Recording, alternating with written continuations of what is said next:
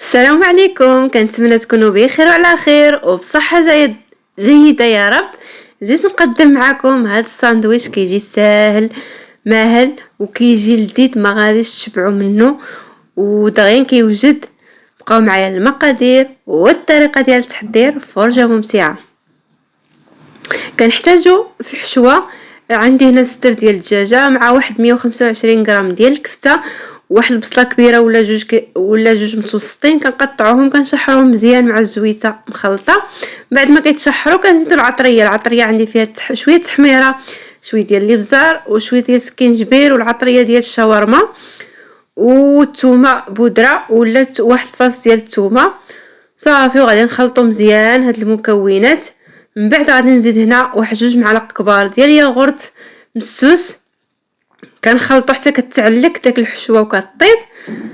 والمرحله الاخيره كتبقى اختياريه، كتزيد واحد الحفنه ديال فرماج موتزاريلا، كيعطينا هاد الحشوه واحد التعليكه وواحد اللذه.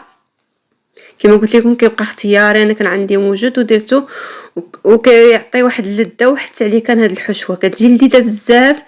غادي نحطها على جنب وندوز. هنا وجدت الخس، واحد خيزو محكوك ومطيشه كديروا اللي عجبكم، والفريت بطبيعه الحال حتى هو كنحتاجوه، ولي صوص.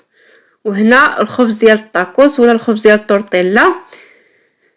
هنا ستفت كلشي فوق الطبله وبديت كندهن بلي صوص كل واحد شنو كيبغي. هنا درت صوص بيكي مع صوص مايونيز والكيتشوب، خلطتهم مزيان وزدت هنا عاوتاني كندير طبقه ديال الفريت وطبقه ديال الحشوه والخس وداك خيزو ومطيشه كما كتشوفوا معايا في الفيديو راه موضح بهذه الطريقه هذه كما كتشوفوا معايا.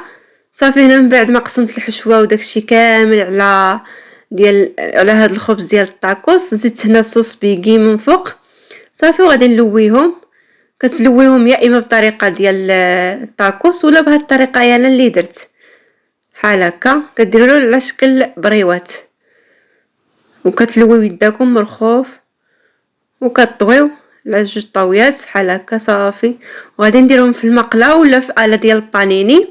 انا درتهم في المقله الثقيله، حمرتهم على كلتا الجهتين وغادي نقدمه معكم بالصحه والراحه. وها هو اروع ساندويتش لذيذ توجدوه وجبه العشاء او وجبه الغداء مع الفريت ولي صوص.